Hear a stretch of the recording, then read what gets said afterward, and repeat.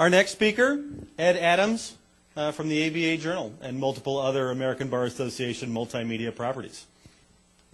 Wait for a second.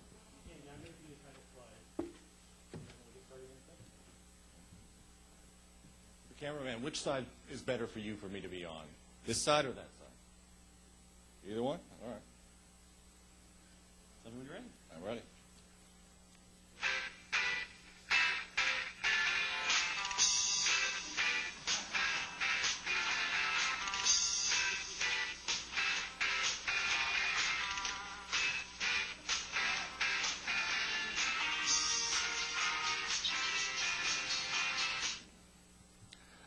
This is a story about a rock and roll road trip I took last fall. I and some colleagues of mine set out to find the future of legal journalism. Now, if you're going to go look for the future, you better know where you're coming from. And this is where I come from. I am an old-fashioned newsman. I've been a reporter or an editor since I was 14 years old. And I love the printed word.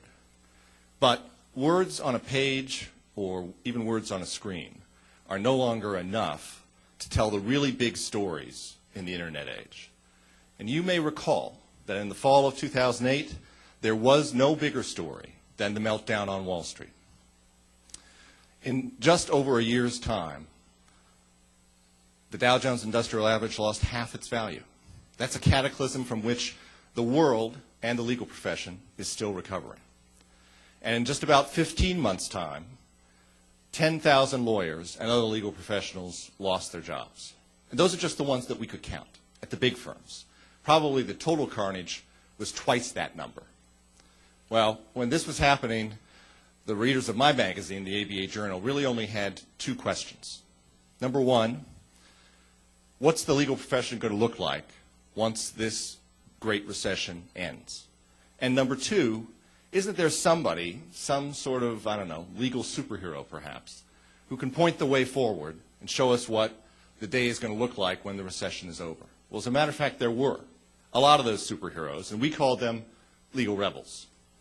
The ABA Journal set off to profile 50 of the leading innovators in the legal profession. These are people who are remaking the practice of law in their corners of the profession all over this country.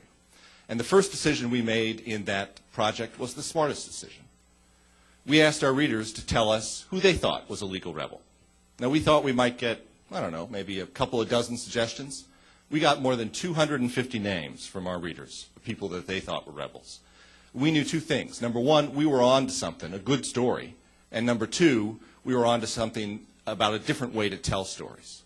Our readers told us about people like Patrick Lamb, who quit his job as a partner at a big Chicago law firm to start his own firm, where he thought he could service his clients better, faster, cheaper, and have more fun doing it. Or Rod Palmore, who is general counsel of General Mills, took diversity seriously and forced the firms that he hired to use minority attorneys on his projects. There was also Jeff McGrath, the Santa Monica, California lawyer, who runs a coffee shop where you can order a side of legal advice along with your morning mocha cappuccino. Now, when I told my colleagues that we were going to do these 50 profiles, and every profile was going to have some sort of video interview or audio podcast or photo slideshow, none of which the Journal had ever done before, they kind of got a little concerned on their face, right? But then they really freaked out when I told them, and then we get an SUV. And as a matter of fact, what we got was a very big, black, badass Lincoln Navigator. And me and my colleagues, Molly McDonough, Rachel Zahorsky, John McQuiston, we took off on the road for 2 weeks, driving 1,000 miles from Boston down to Washington, D.C. And every day, we stopped and visited with a new rebel, posted his or her profile online along with a video interview. But we also invited our readers to ride shotgun with us. We had a live webcam on the dash so that people could tune in whenever we were in motion driving down the highway to our next location. We had a map online so you could locate us at any moment during the tour, 24/7, down to the block. And we also had, at the end of every day, a video tour diary where we told people about the folks we had visited and the places that we had been. And this whole project was shot through with social media. We were on Facebook and Twitter. We were on YouTube and Flickr and other services. And what amazed us was our readers wanted to travel along the road with us. They sent us questions, they sent us comments and suggestions, and they interacted with us as we took this tour with the rebels that we were visiting with. It was a different kind of journalism than the one that I was accustomed to and I learned when I was in school. Our readers posted more than 2,000 tweets about this project during its 4-month run, and this is one of my favorite ones. And it points out one of the added benefits of this project for us, which is people looked at the ABA differently because of it. You know, a lot of people think bar associations, they're old-fashioned, you know, they're part of the past, they're out of step with today. Nothing could be further from the truth. I mean, that's why this project, along with our stay-at-home colleagues, Reg Davis and Stephanie Ward, landed on the cover of Associations Now magazine. It's because associations, bar associations particularly, can help lawyers create communities of interest around topics that they care about. And that is absolutely vital, ever more so today in this highly siloed, atomized world of the Internet.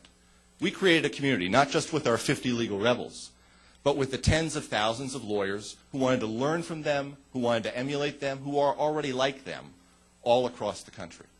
And we think we did it with a different kind of legal journalism. Legal journalism that involves multimedia, that involves social media, that involves participation by our readers so that we're not just talking to them, but they're talking to us. It's about a conversation. You know, in a lot of ways, this kind of legal journalism, which I think we're going to see more and more of over the next 3 to 4 years, is a lot like rock and roll. You know, it's improvisational, it's innovative, anybody can participate, and you never know what you're going to find at the other end. We think that, you know, maybe when we go out on the road this year, we'll invite Mick and Keith along for the ride. Thank you very much.